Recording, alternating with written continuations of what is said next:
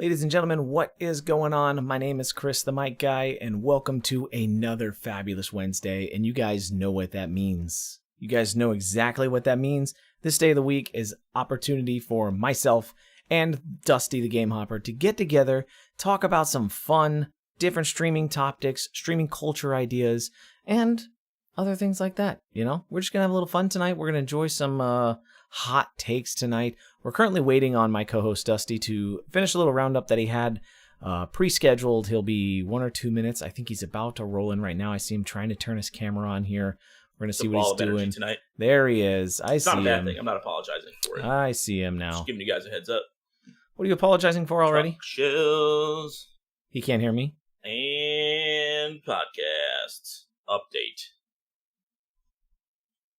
Unmute. There we go. It helps if I unmute myself while I'm talking. Yeah, here, huh? Yeah, for sure. I mean, that's usually generally a good idea, right? Yeah, it's a good place to start. If we have to start anywhere. If we actually have to talk to each other, we should actually be able to hear each other. Is that what we're saying? Yeah. I think I need to grab a brewski for tonight's conversation. Do you want to keep the green lights on tonight, or do you just want to change them? It's totally up to you. I don't mind changing them. I need to change them for you, don't I? I mean, you could sit on a blurry mix board if you really want. Sit on a blurry mix board. It's a place to be. It's just, it's unfortunate that you just seem to disrespect my brand by choosing green as your outfit. You know what? I'm gonna go with like black or something, and just change it up, and then we'll just completely disappear when you'll match my blue. There we go. That's close enough. Yeah, I like it. Did you add a new LED strip there on the door frame?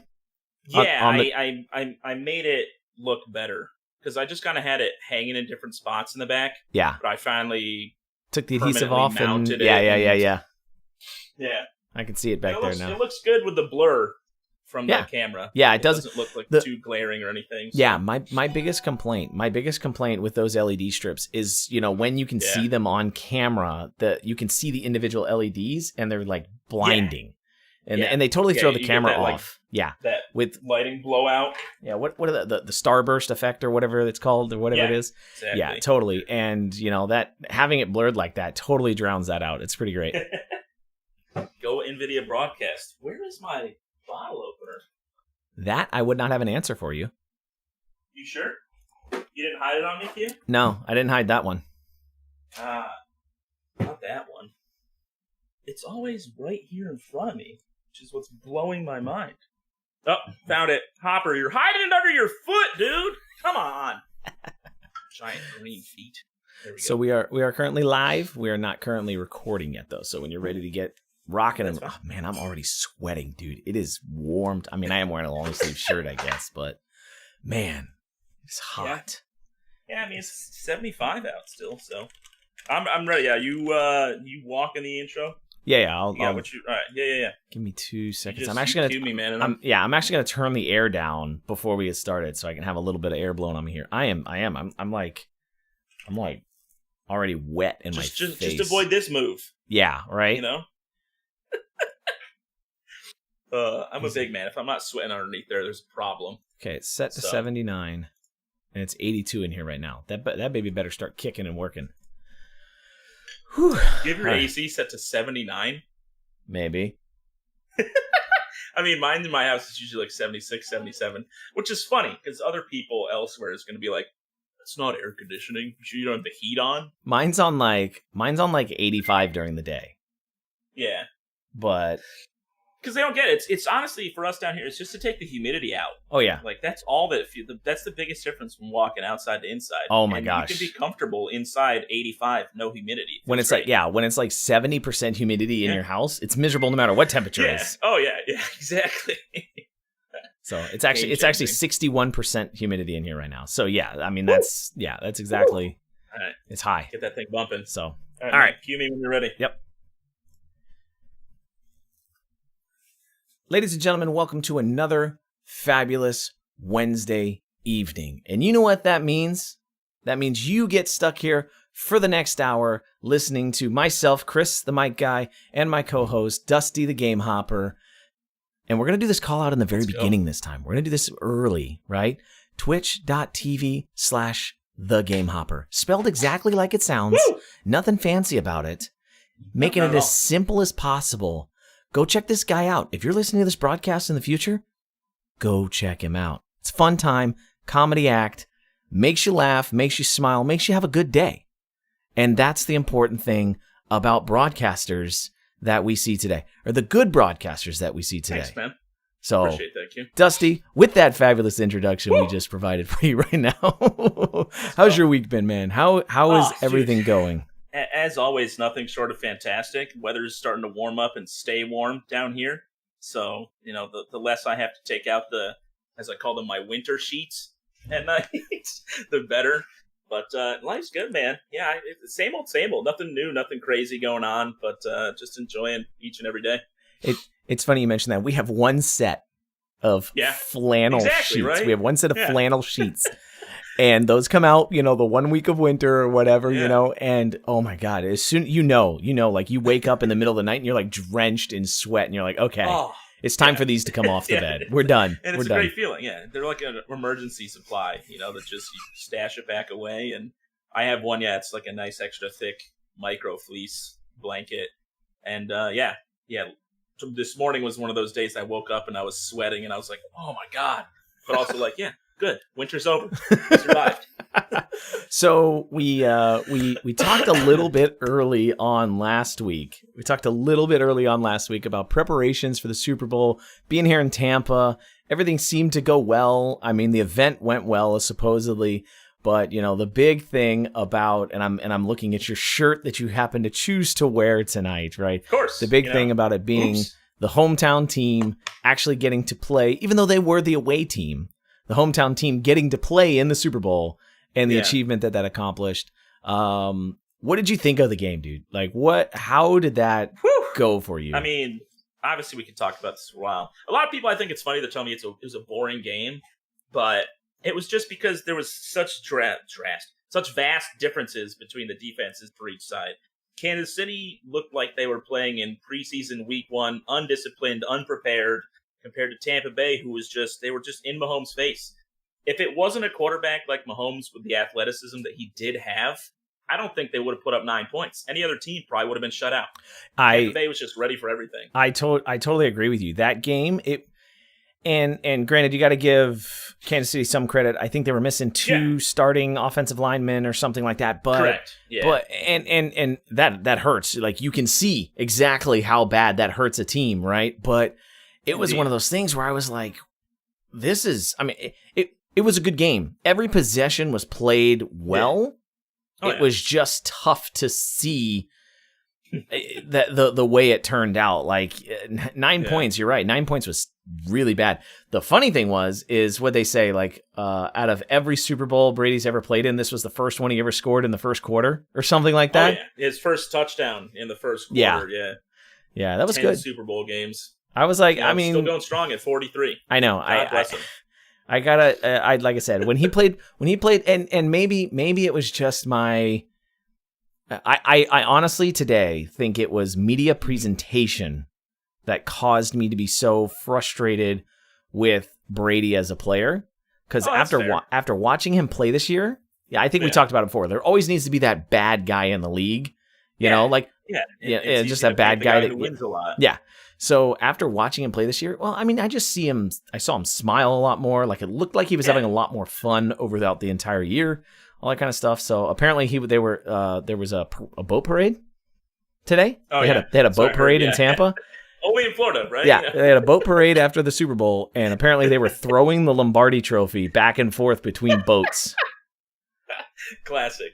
I'm sure Gronk was in on that. Oh yeah, apparently I mean, Brady was like chucking it like he was just throwing bombs down. I was like, whatever. I was like, but that's how you gotta enjoy it. I mean, like when that's his seventh one. Seventh. Yep, 7 for 10. When you've got 7, I mean, you gotta turn one into a toy eventually, right? Yeah. I mean, the last one they won, Gronk dented, throwing.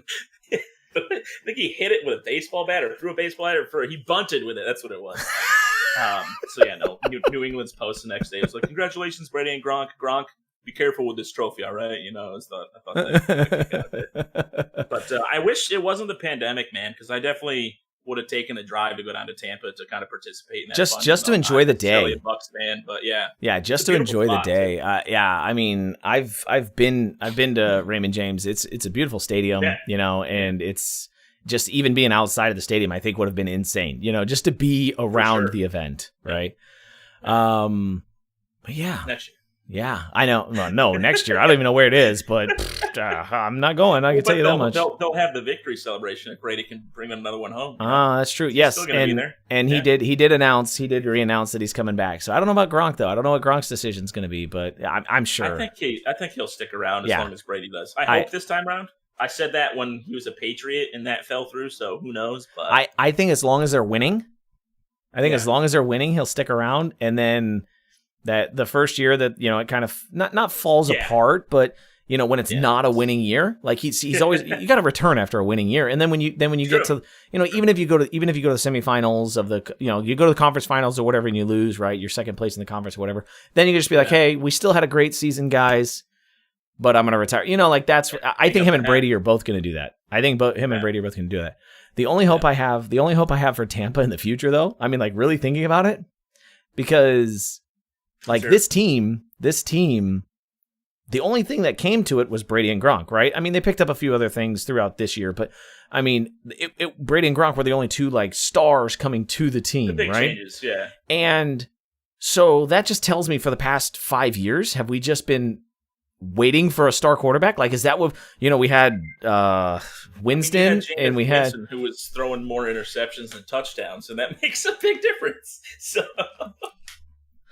But potential was always there, right? Yeah, the potential was always there from just to be a great team. So I'm really hoping they're taking this to heart, and they're gonna pick. My hope is that in the draft next year they pick a quarterback. Yeah, just to have Brady there to mentor the new guy coming in. You know what I mean? Something like that. I've seen that happen too many times, but yeah, go for it. Wait, you've seen it? You've seen that? What do you mean? Oh yeah, I mean, being a Pats fan, we drafted like 3 different people for Brady to mentor, and they all end up on different teams. We keep Brady longer than planned, and here we are now with no real quarterback. So, good luck with that strategy. Yeah, we'll see. It's always a dream, but okay. Right. Okay, now sports talk is over. Yeah, Sorry, moving on to doesn't like that stuff. But moving it's a on. Deal. You got to talk about it. Moving on to the real side of the conversation, right? Not the hot take, man. So tonight's discussion is going to be right. We decided to do pretty much hot takes, right? And it's all the ideas that we have heard and contemplating whether or not we think they're good or bad. What the premise or how we think it came about, and whether or not people should still be doing it. The title of this podcast for a reason. Stop listening to this stream advice. Stop listening to the stream advice, because it totally is a thing where sometimes people hear it and it's gospel. Like you hear it one time from one person and all of a sudden it's gospel. And we as a culture need to stop that. So first item on the list, you roll for the first one. I've got like 5 of them here that we could discuss and go back and forth about. Good, so. yeah. I was going to say, I know there's lots of individual pieces that my brain slips on. I'll start with the one that was fresh from the conversation that kind of spurred all this. But yeah, we're here to disturb the force tonight. We're kind of separating both sides a little bit, and hopefully, I don't know. I hope this gets out there and we can get some feedback from some people, because I'd love to have more conversations. And, maybe down the line, Harris Heller, people like that, if you want to have a conversation about this and debate this live, bring it on. We're welcome. But one of the big ones that I know I personally heard a lot in the beginning as well, it was called a sellout move. You still hear big streamers talk about it now, like, oh, no, there's another TTVer in the game. And just adding TTV or I'm live or find me on Twitch, anything adding to your username in the game you're playing to let people know that you are live right now on air, and saying that you shouldn't do that. And you never get a good why. Like, it just seems to be like, don't do this, but never a discussion about the pros and cons, which to me, I don't see a con if anybody at all sees that and stops by your channel, that's one more set of eyes. And we talk about it, we preach it. All we're doing out here by making this content is trying to get eyes on it. The more people that see it, the better chance it has to spread. So why would you want to deny yourself any opportunity to do so? And I think it's silly. Sure, you can have somebody come in and say something bad. It's going to happen, but that's going to happen regardless because there's trolls on the internet. Just embrace it. Be prepared. Obviously, don't do that if you can't handle trolls coming to your chat because you get more of those sometimes than not by putting that in your name. But it's just, they preach it and they don't preach why. So, and I think it's silly to follow. So I think that's one thing. And you're right. It's kind of like I'm really trying to find the right ways to word this. They do say that it's kind of like selling out, right? Yeah. But why? If you go to watch an NBA game, you better darn guarantee they've got some company's patch on their jerseys.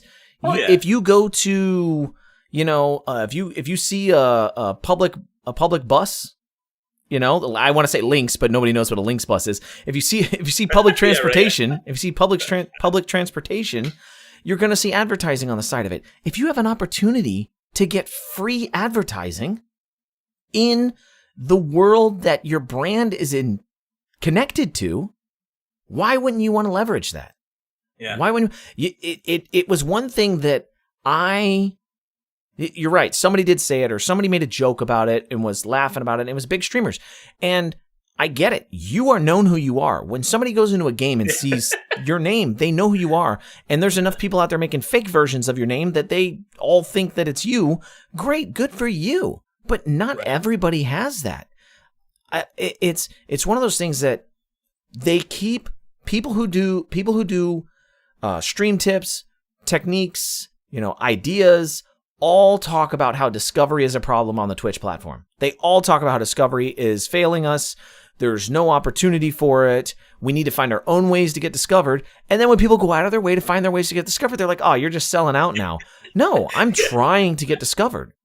A perfect example of this, and a guy that did it in a really good way, he's no longer streaming due to professional work-life stuff, transitioned his purpose. Yeah, I mean, but was the Real Beast Nation. He had TTV in his clan tag or some kind of, he played Apex a lot, and he had TTV loaded in his name somehow. It might have been Real Beast Nation TV or something like that, right? Yeah. And he was a decent enough Apex player that he got a lot of traction from that because people would come and be like, hey, good kill, or hey, good fight, or whatever. They would just literally come in and say, hey, that was a good battle. And they would hang out for 20 minutes, drop him a follow, and then move about their way. There are so many people out there today that play Apex, that play COD, that play Fall Guys, that play whatever game they're playing, and they have no way to let the people they're playing with know that they're a streamer.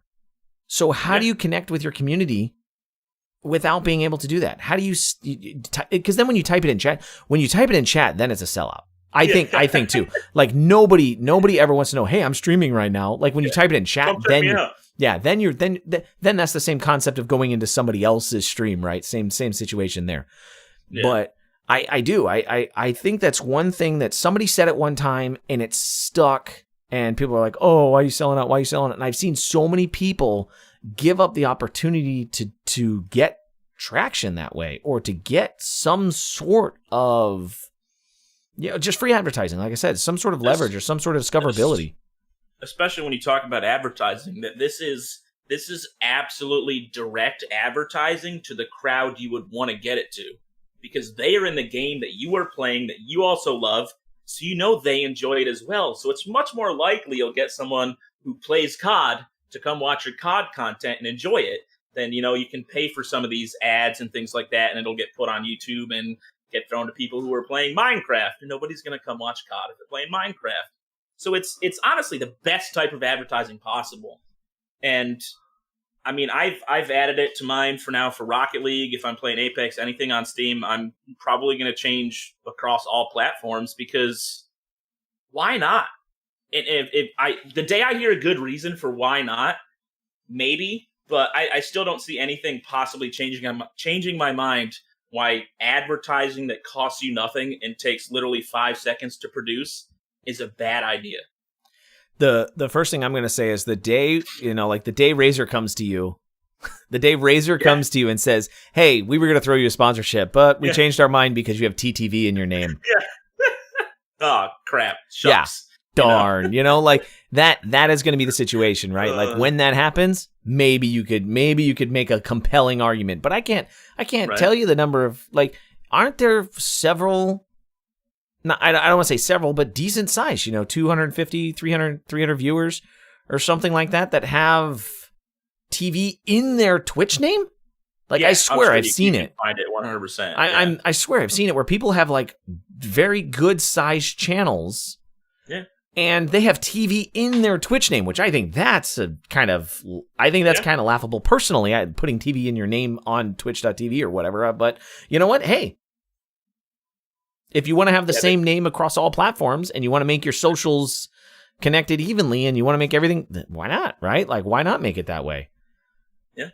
Oh, I'm all for it. Poondock is one. He has Poondock TV, I think, is in his name. I think that's his Twitch account name. Yeah. So, I mean, and he's got a decent following, right? Like I think he averages 30, 40, or something like that, right? So that's a decent one there. A perfect example of a situation where it just goes to show that it doesn't matter. No. And it can help. So if it doesn't matter, correct, and it can help, why wouldn't you want to leverage that? Like, I'm not going to tell anybody that has a problem with it. Like, if they personally feel like it's selling out their brand, then don't do it. Like, if you have a moral compass that says, if you have a moral compass that says it's bad, then don't do it. But if you don't care, God bless you. Then do it.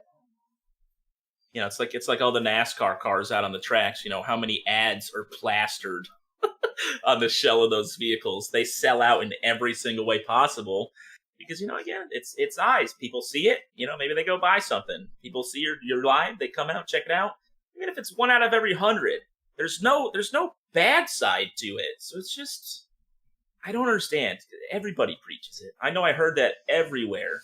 They still, every time I'm watching streams, you're right, you'll hear people make jokes like, oh, you got .tv, TTV, watch out, And it's just, like you said, the big streamers, sure. Because you go into a game and you see Tim the Tat Man, you're not going to have to be like, oh man, I wonder if he's streaming. I guess unless you don't know the world of Twitch at all. But if your name's not that recognizable, throw it on there. Gain a viewer or two. Who knows? There have been way too many streams. My biggest complaint is Battle.net. You have to pay to change your account name. Yeah. And I'm like, crap, because I'm not paying to change my account name, right? Like, I'm just not doing that, right? That's a situation. Yeah, that's a situation where I'm like, I'm not doing that one. But, you're right. Steam has it. I think my Epic has it. I think, Ubi has it. Like, that was the intention. I was like, you know what? Anything that I can rename now, why not? Like, just put it on there and leave it, and then make sure it's the same. Make sure it's the same across all platforms. If you do TV, TTV, whatever you want to do, right? Just make sure it's the same across all platforms and let it ride. See how it goes. Yeah, I'm sure I think I teased you about that way back in the beginning, because I still had that in my mind that was something that you shouldn't be doing. But as long as you're prepared for the potential trolls, because you do invite it a little bit, you go into a game, you don't play well, somebody's going to want to come by and say something. I know I had that happen with Rocket League. Just be ready for that. But otherwise, you might make a few friends, and I think that's worth it. Okay. Mine is going to be the people aren't going to like this one. I don't think people are going to like this one. Let's do it, man. Again, like I said, the people who think, so here's the big thing. The people who think that they are going to quit their day jobs and take up streaming full time without already having the revenue there. Mm-hmm. Without having the base community. I have seen way too many times people have, even if you average, so if you average, they said right now, if you average 7, I think it's if you average 7 viewers, you're in the top 1% of Twitch. or something like that. Like you're in the top, or maybe it's the top 10%. I'd have to look up the number again. Yeah. It's either 10 or, I know it started with a 1, so I don't know if there was a 0 behind it or not. Calculate it, Yeah. So, and then people are talking about, like, there are partners out there. There are partners out there which are 0.01% of active channels right now. There are partners out there who can't sustain a full-time job streaming. For sure. Right? So you're talking about 0.01% of 4 million channels. Yeah. Huge number, obviously. Yeah, I mean, it's still a big number, but 0.01% of 4 million channels, and some of those still can't sustain themselves. Like, I'm totally supportive of the dream. I hope to one day be able to fully sustain my life, my lifestyle, and my family, and pay my bills based on streaming, content creation, YouTube, etc. Right, across the board, all my platforms. I would love to be able to do that. I would love to be able to do that. And I believe that there are a lot of people that are doing that right now. COVID pandemic, people are, doing what they can to make money when they're furloughed or whatever, or things are going on, right? That is totally admirable if you're trying to find a way to get revenue where revenue didn't exist before. But it's the people that are like, I'm graduating college, but I think I'm just going to, I've done an okay job streaming. I make $300 a month. I make $300 a month streaming. I think I'm just going to take this on full time. And bless your heart that if you think you're going to be able to live your life on $500 a month and get really far. And don't get us wrong, it does happen. There are exceptions. But the one thing that seems to happen way too many times is people base what they think their experience will be off of the exceptions instead of off the realities. And sure, the pipe dreams are great. I love to, when I buy a scratch ticket, I like to start planning how I'm going to spend the $1 million I'm about to win. Do I ever actually win that $1 million? No, not yet. It might happen one day, but it's fun. It's hypothetical. It's not real.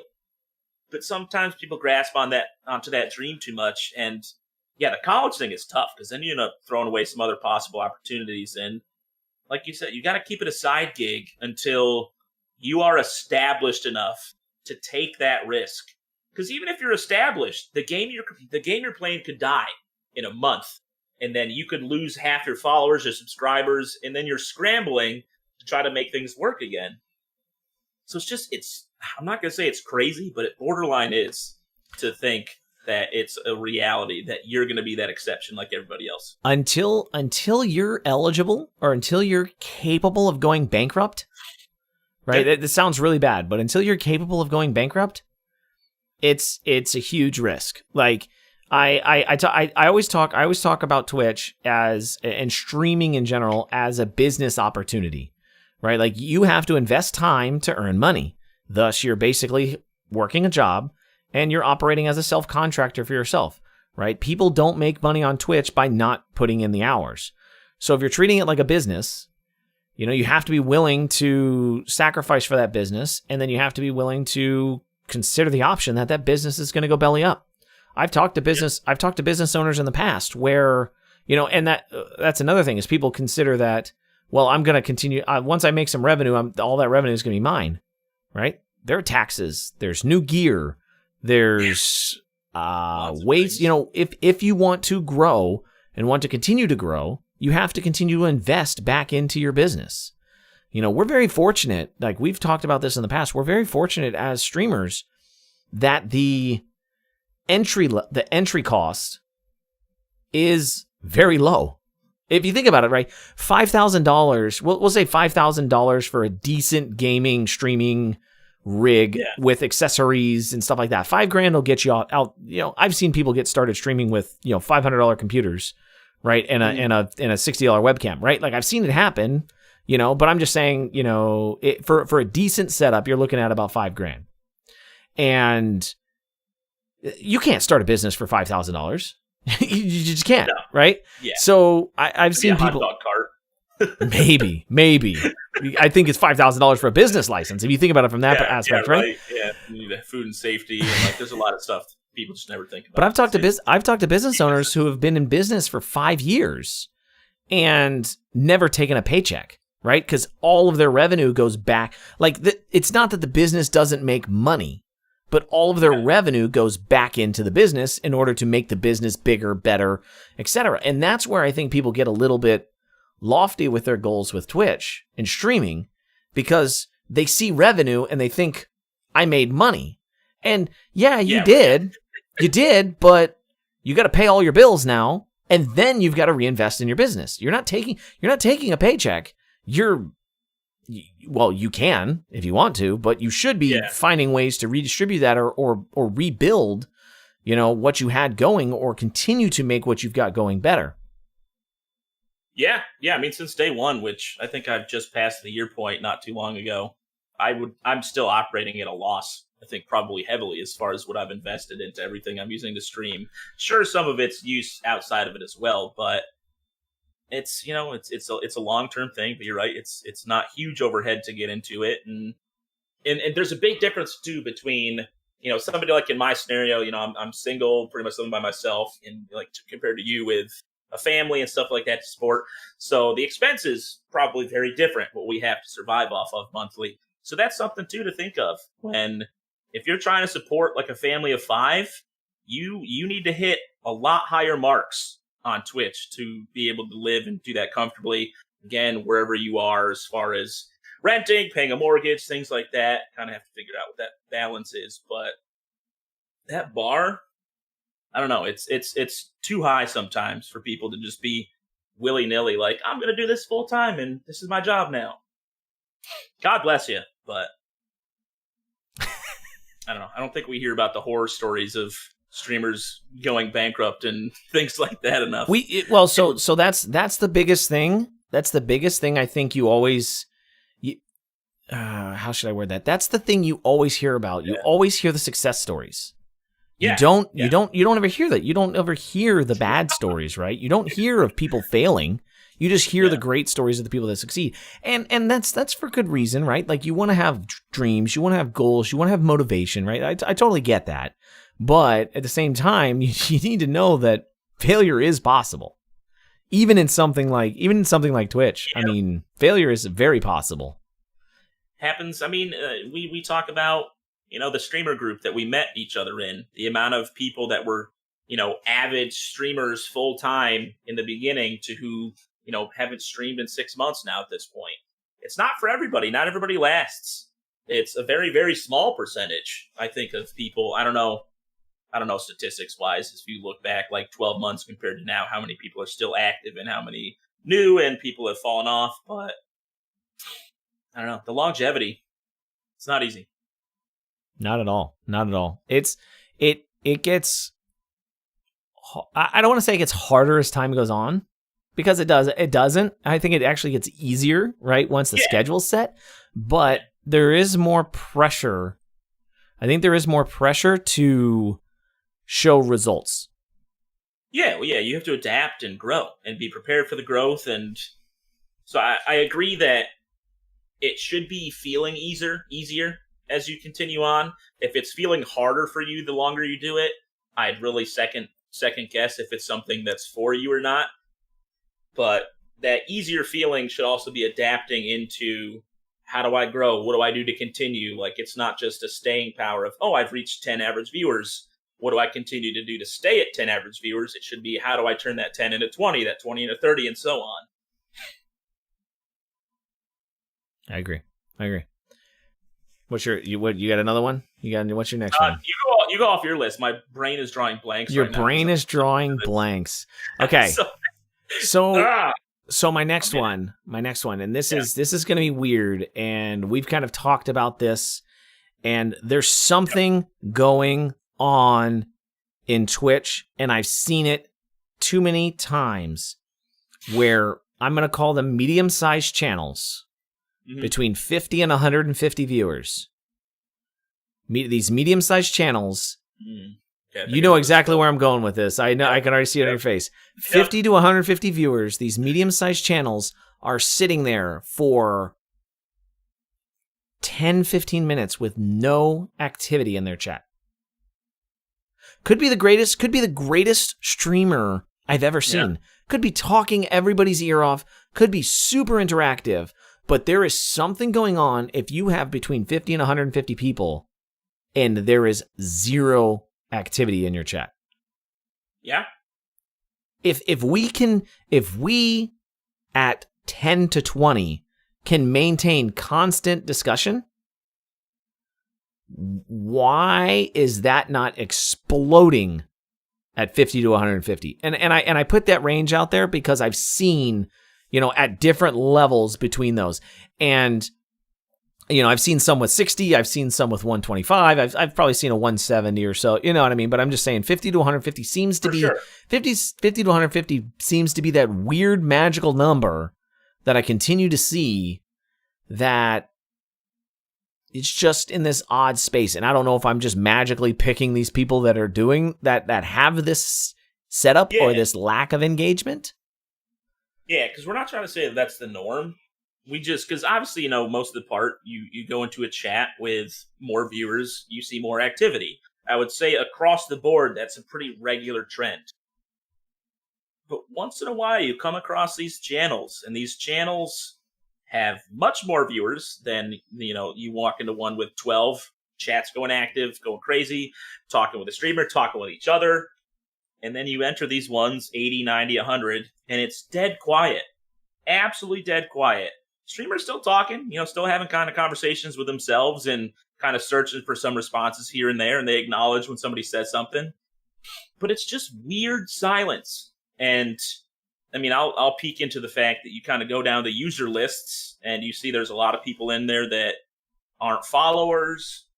They're connected to Electric Longboard in some way or some other bots, which again, every channel has bots. You look in my user list in chat right now, there's probably 5 to 10 bots that don't usually count towards active users, but they're there. And it just seems strange to me. I'm not trying to make any accusations. It's just weird that I've started to come across more and more of these as of late. It's almost like, and I'm gonna call it out. Is like, I don't know if it's coming from controlled rating.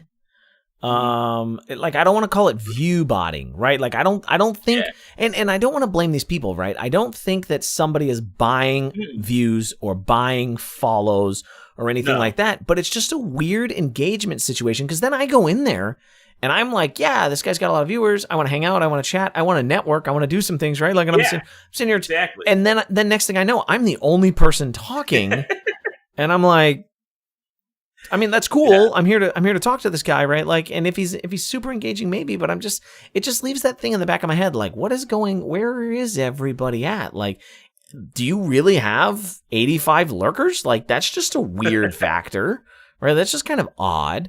And so I don't know, again, could be this organization, these teams. It could be like controlled view, again, not view botting, but controlled hosting, controlled whatever it is, right? Like, I don't know what you want to call it, but it doesn't leave a good taste in my mouth when you have really good interactive streamers working their tails off to get engagement, and then you have people over on the other end that are doing nothing. I mean, doing nothing for it. Yeah, no, and you're right, because some of the advice you get too is to like find 3 or 4 or 5 streamers that you enjoy that are bigger than you to kind of emulate what they're doing to try to find your own success in some ways. And it's weird that you watch someone and you're like, man, they seem a lot like me. They're doing a lot of things right, but their chat's dead. Like, and maybe that's just a weird dead spot in viewership where you do end up, because maybe people have in their mind, there's this many people, I'm not going to say anything because it might just get lost in the chat. Or, I don't know. I honestly don't know. I can't put my finger on what the reason for it is. It's just this weird phenomenon that's become very present to me when looking to network in a lot of channels as of late. So I don't know. I don't know what it means. Yeah, but, it's gonna be what's the word I'm looking for? I want to say this nicely. It almost pushes it back to me that, and maybe this is part of it. It almost pushes back to me on that whole partner push mentality, because the numbers I mentioned, 50 to 150 are for a lot of those channels that are doing this partner push drive and things. They're really trying to drive engagement, not drive engagement, but they're trying to drive views. And they could be on the front page of some team channel. They could be on the front page of some category. They could be on, something along that line. I'm not sure, but it seems odd. There could be embedded sites where people are gaining a lot of views from embedded sites. But it's just weird. It's just weird to see it on many channels. Like I would say, out of the past 10 channels that I've gone to that have been in that range, maybe 5 have been like that. And that number just seems that number just seems astronomical to me. I would think maybe 1, right? Maybe 1 I would find, but out of the number of channels that are in that range that people are really driving, I don't see it. There are a lot of viewers. I will comment that there are a lot of viewers who like to say they're supporting people on their partner push. So they will literally, if they see somebody live, they will literally leave a tab open just because they're trying to help the partner push, right? It's more about having those views there than it is engaging with that streamer. And there are streamers who promote that, right? Like, hey, I don't 100%. Care. I don't care if you talk to me at all. Just leave my tab open so that way I can get the view, right? And they're trying to drive that push. I feel like that has to go in, because I know obviously when Twitch makes their decisions as far as the partnership applications, it's not just purely like, oh, you've hit this number. I hope they're checking some sort of engagement and stuff with their chat as far as, average active users talking, because I don't know if they want to add somebody as a partner that they have the 75, but like on average it's a concurrent chatter of like 4 to 5 people total. That's not beneficial. It means there's not active eyes on the content, which means the ads aren't getting to more people, and vis-a-vis more money not going in Twitch's pocket, which is what it's all about for them at the end of the day. But I agree with you, and it'll be interesting to continue watching these channels to see if they ever do get that partnership, and if they do, what their viewership looks like afterwards. So there will be a continuation to this story as part of this whole so there's not a whole lot of I don't want to say this happens all the time. Mm-hmm. It might happen more often than we think. There are a lot of people who hit partner and their viewership drops after they hit partner. Oh yeah. The partner push, just like I mentioned, the partner push is the excitement, and then the people get past the push and they're like, I'm gonna go push somebody else. Like there are viewers that literally get excitement out of that, right? And again, that's fine. That's the viewer that's driving it, right? If the viewer's building that engagement and the viewer's supporting that way, that's what the viewer does, right? But it just, I don't know. Again, and we've talked about our ideas about partner. We've talked about our ideas about partnership and pushing and all that kind of stuff, and how we want to make that engagement work, and what happens with it in the future. But which those of you who don't know, our opinion really is, we've earned partner when Twitch seeks us out for it, not us grinding for that 74.9 to turn into a 75 to send in that application for the first time.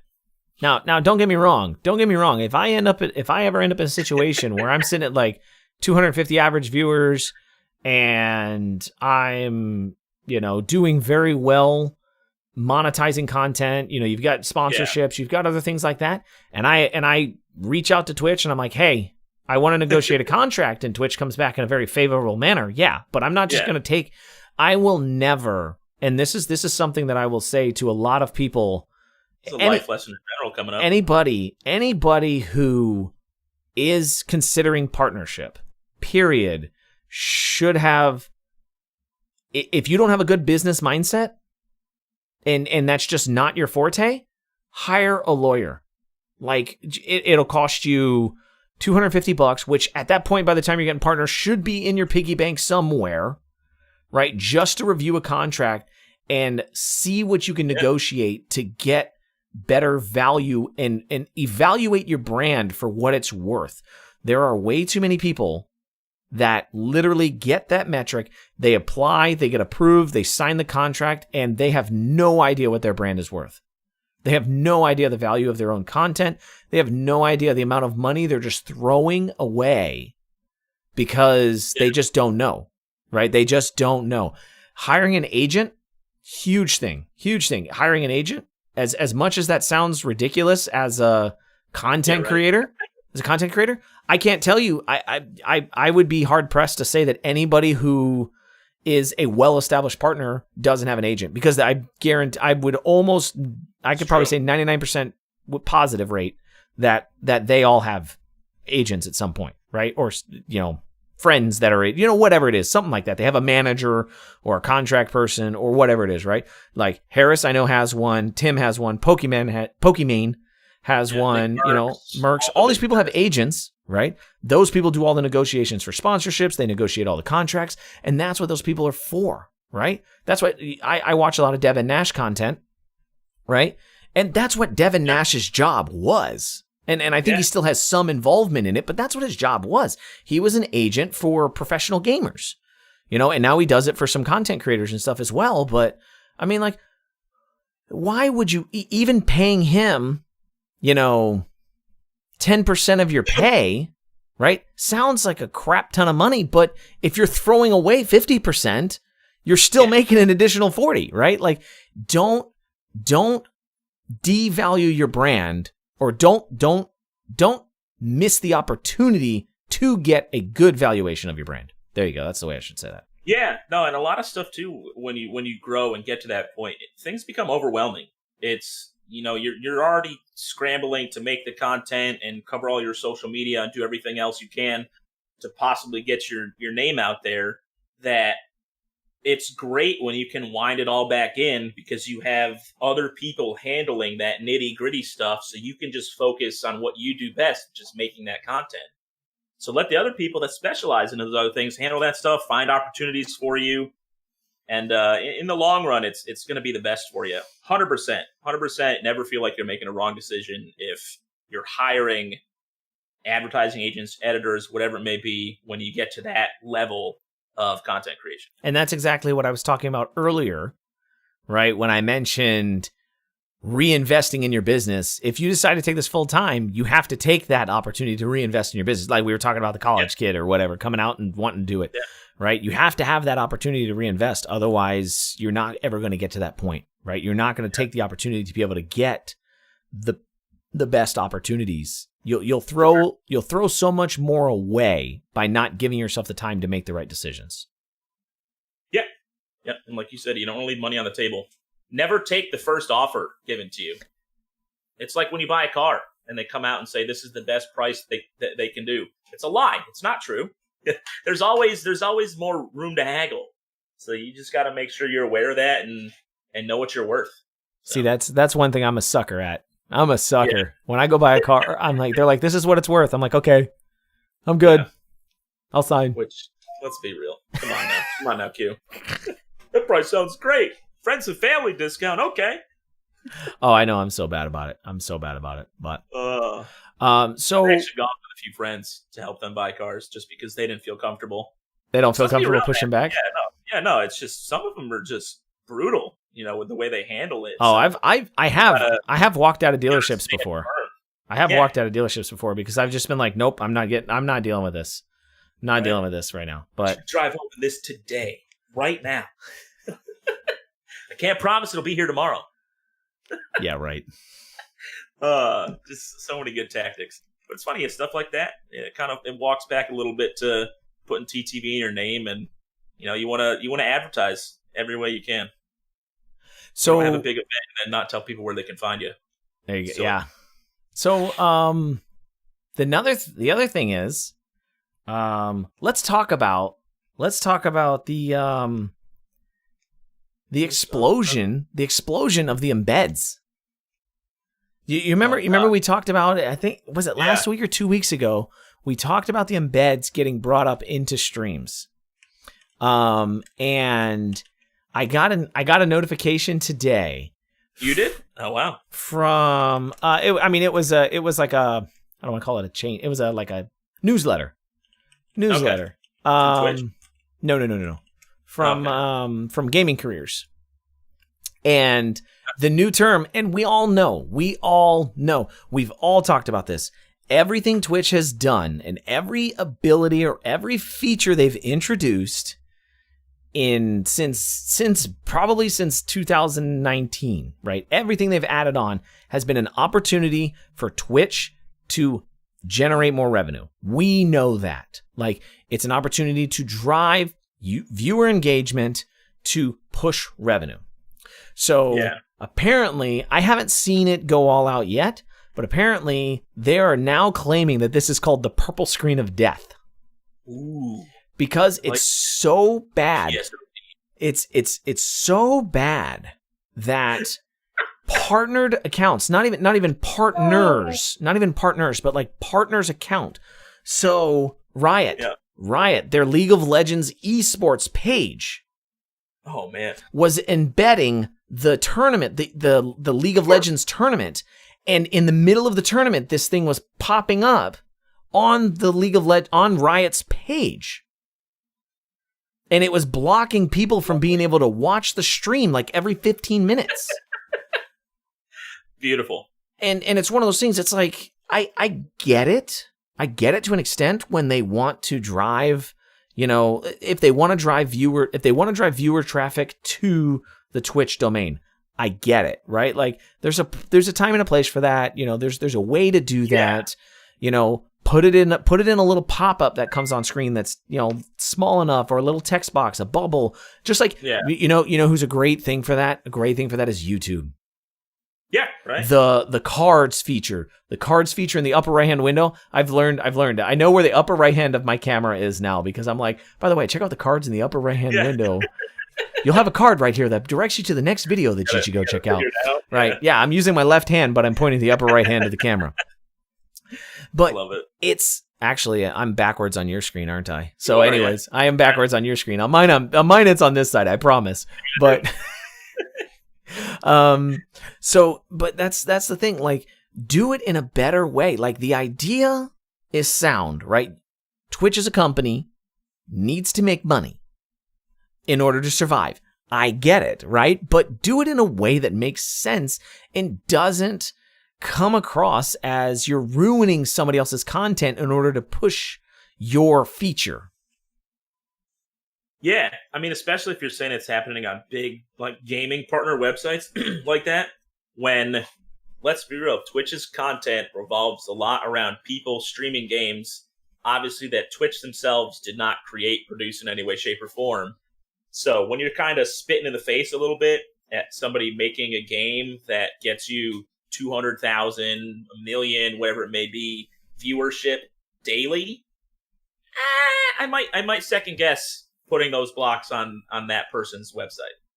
Oh, the other one that was identified was PUBG. PUBG, am I saying that right? Yeah, PUBG. Yeah. PUBG has a feature in game. I've never personally played. I've played PUBG Mobile. I've never played the PC version, or I guess it's on console too. I don't know anything about PUBG. Yeah, it's everywhere. Apparently there's a feature in there to, like, inside the game you can, like, open up a in-game browser or something and watch people that are streaming PUBG. Something like that. Like, there's some feature in there. So inside of the game, they were getting those blocks, so they couldn't even watch the streams through PUBG's feature that they had built into the game. And again, it's one of those things that, like, you would think at some point, like, Overwatch League, Overwatch League is on YouTube now anyways, but these other league tournaments that are here, they should be exempt from this feature or something, right? Like, you should have a little checkbox that says, okay, this is a Twitch partner. I can't use partnered account. It's a Twitch. I don't know what you'd call it, but I don't want to say it a Twitch sponsor. I don't know what that word would be. I want to say partner, but that's a streamer. They should just be exempt from the feature. Yeah, it's one of those things that 100%. Again, one of those things that Twitch was like, this is a really good idea, let's implement it, and they don't think of the consequences of their action. They don't think of what it's going to impact. They're just like, yeah, that helping. We like that. Yeah, let's do that. I'm curious because Rocket League has the same thing. Rocket League has, like, whenever there's live events going on, there's just an option that's highlighted in the in-game menu that I think, though, it just opens up a browser through Steam or Epic, whatever you're playing it on now. So I'm curious if it's an embedded video or not.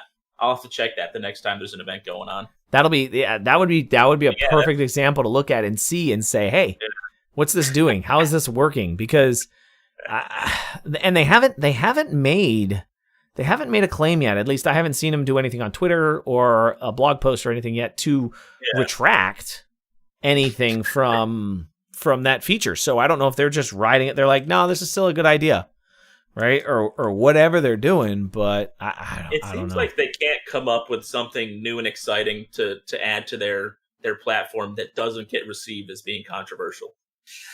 Which, again, I'm not saying it's 100% their fault, but you are right that it seems like they feel like they have the best intentions, but don't ever really look at the bigger picture as far as how stuff's going to be received.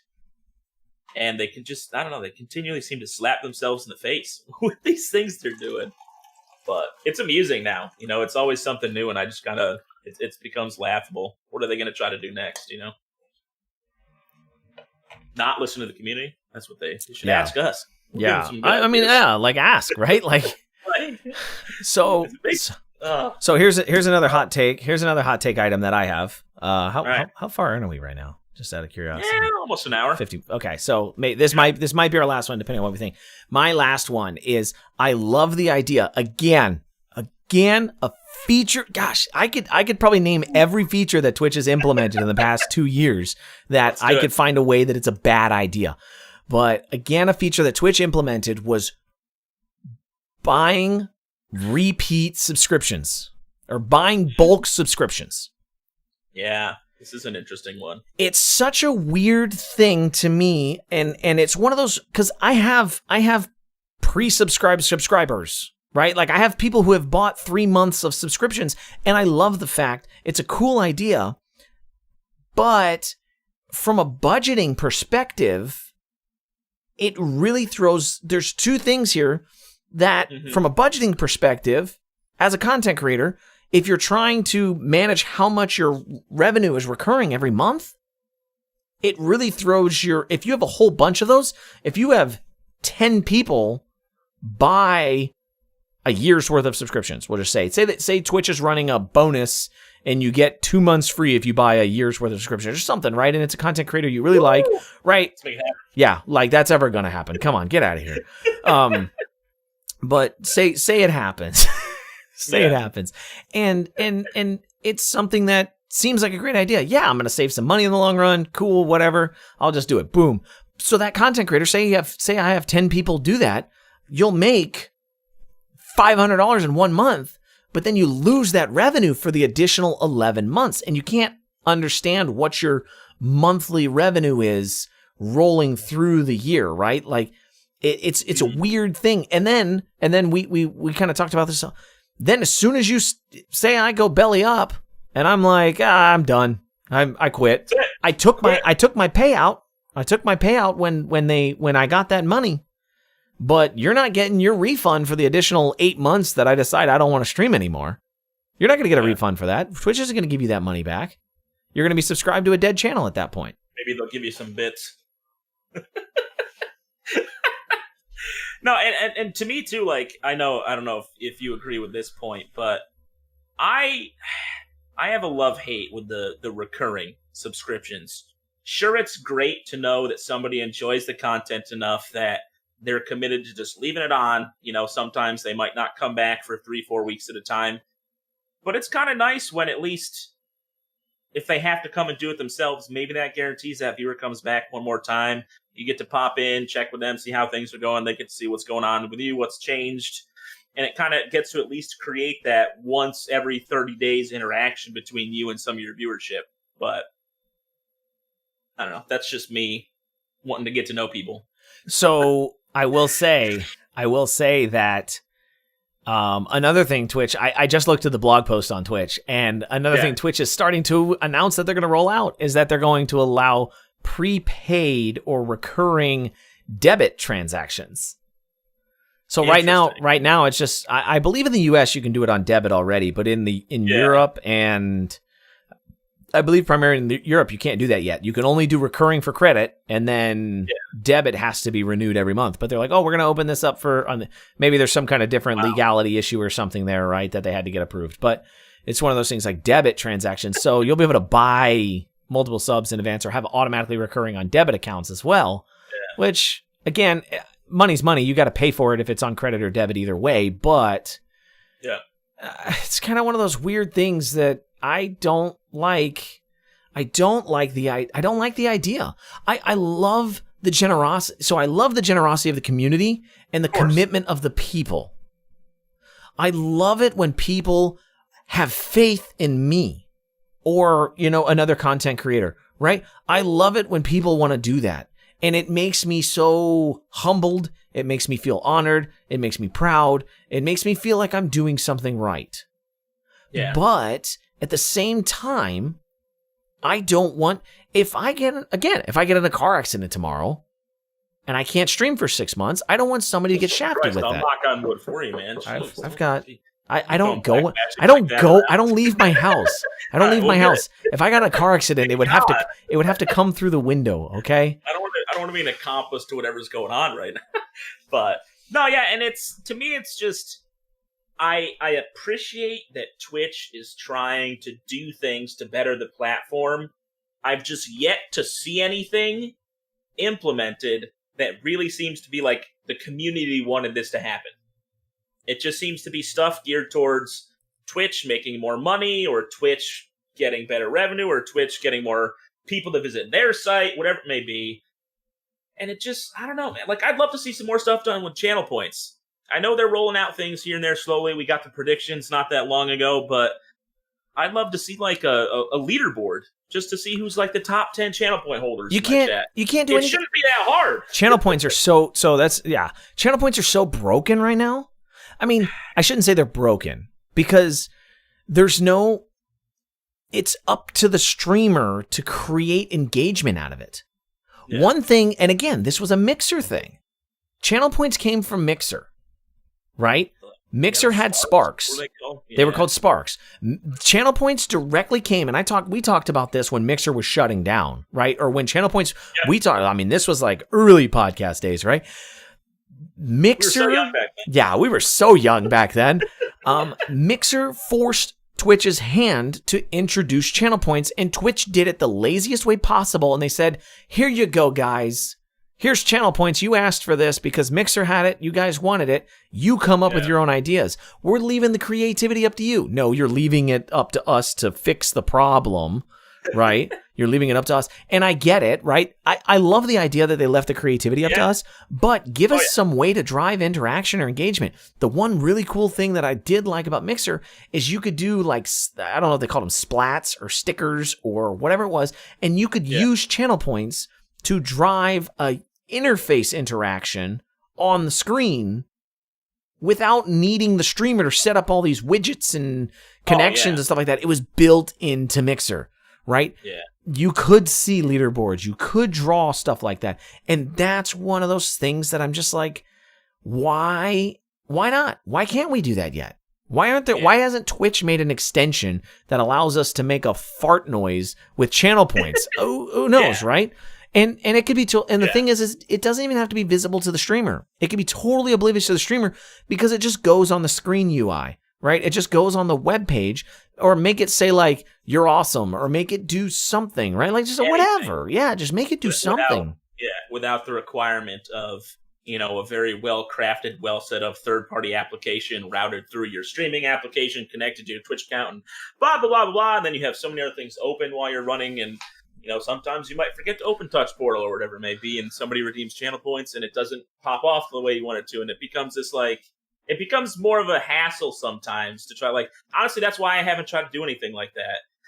I know I can, but it just seems like it's such a mess to get it all to work properly and have it working every time I'm live that I'm sitting back waiting, hoping Twitch does the right thing and incorporates that somehow down the road.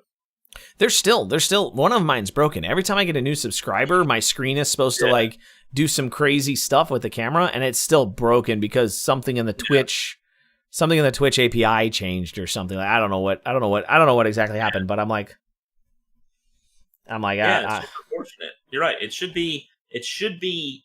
I'm not going to say it's easy enough because again, I know there's a lot of coding, back end stuff like that. But I mean, there's the sound alerts extension, which can react off of. I guess no, that's another website it sends you to when you use the sound alerts. Yeah, right? that's even an integrated thing outside of Twitch too. Like, yeah, never mind. Twitch, what's the deal? Come on. But yeah, I would love to see some more channel point stuff. And again, too, because especially us as smaller streamers, I think we use the channel points obviously a lot more. The big streamers don't really seem to do anything with it because they don't need to drive that interaction with chat because, their chat's its own beast at this point. It's just ever-rolling text. And it'd be nice, but maybe, that's why. Because it's not the big streamers that are asking for it, that they're like, well, 99% of the money we make is coming from these big guys, and these little guys, we're not really going to work on things in any hurry. So that's true. It's an unfortunate circumstance for us, right? But I would disagree. I bet they make they make a ton of money. I bet they make a ton of money on small channels. I mean, we know that, how many channels go through their first badge, right? Within a day when they become an affiliate, but they end up with, never going to really get more than that. I see you all giggly over there. Something that happened. Yeah, somebody's trying to get a reaction out of me. Oh. It's working. So you'll see a lot of channels that will get one big month and then, they may never get it again or they'll stop streaming. There's a lot of channels. I was looking at this. There's a lot of channels that never receive payouts. They never go through it. And, I've seen people be affiliates for almost a year. And now I will say the people, and it's weird, maybe I just don't connect with those individuals anymore. Maybe I just don't work with them. I don't network with those people much anymore. But there were a lot of people when I first became affiliate, I was talking to them. I'm like, how long have you been affiliate for? They're like, 9 months. I'm like, oh yeah, when did you get your first payout? Like I'm in my first month and I'm getting a payout.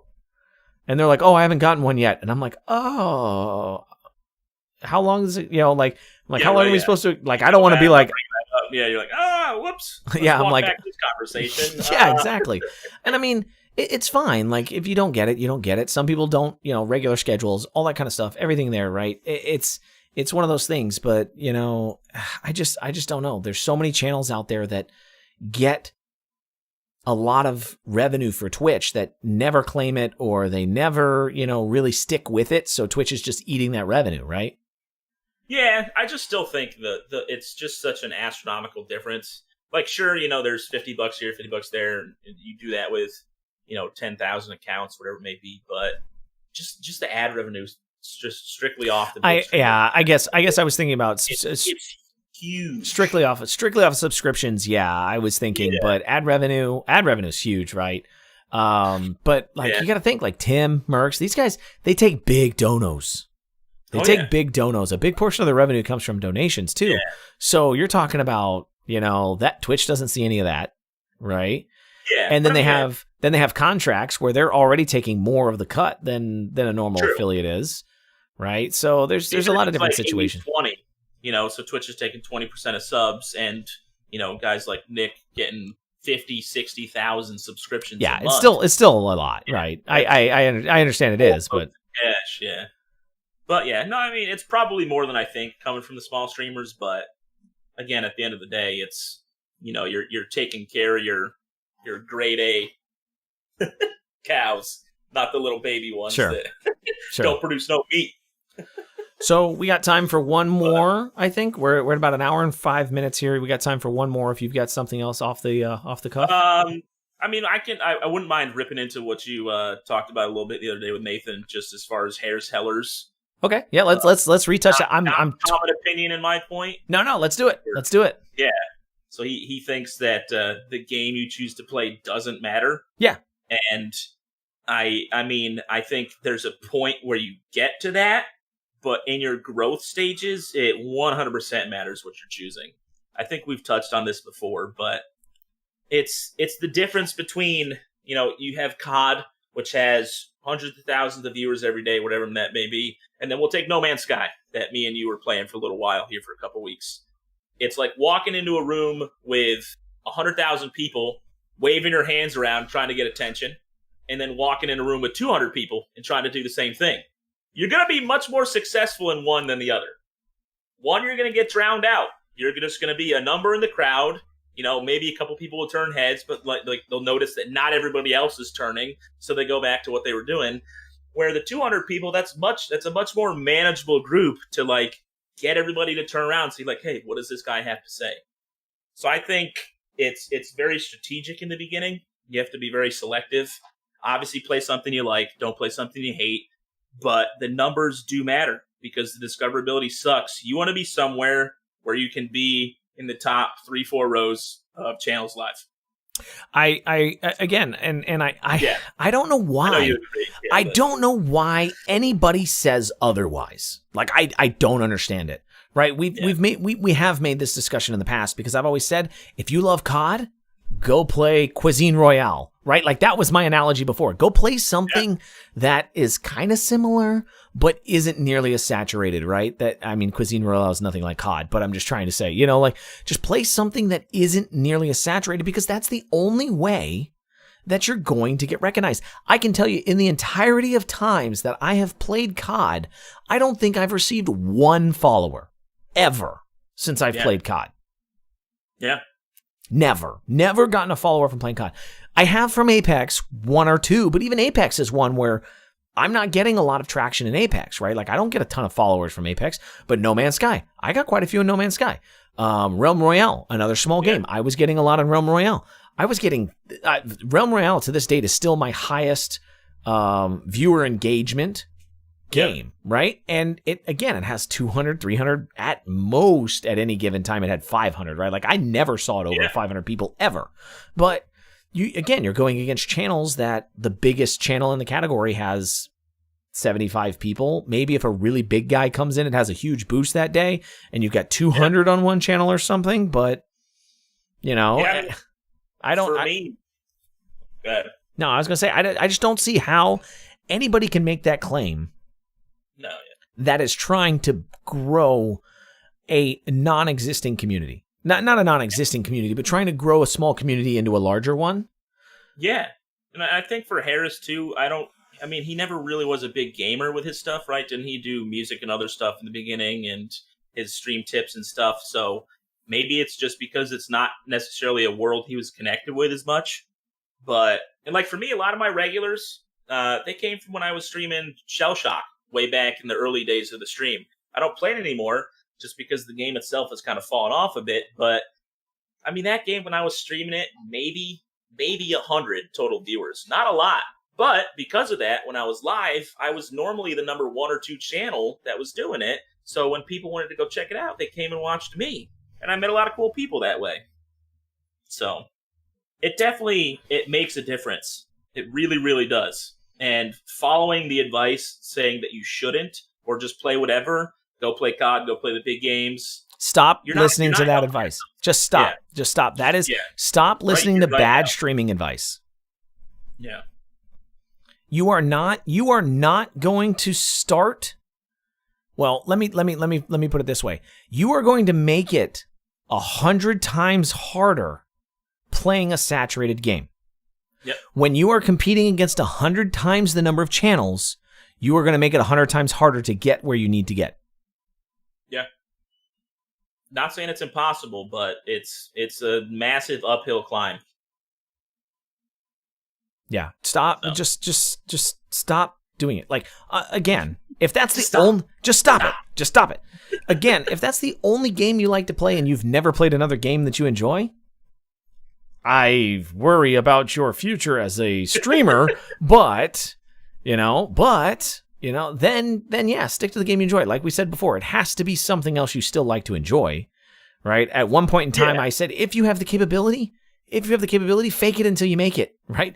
If you can do that, if you can make it look like you enjoy it, but you really don't, and I'm terrible at that, if you can do that, then great. then do that. Play a crappy game that gets you a really good viewer ratio and go at it until you get a good enough viewer ratio that you can transfer that to another game. But don't think... What'll happen eventually is that people will stop coming back for the game and they come back for you.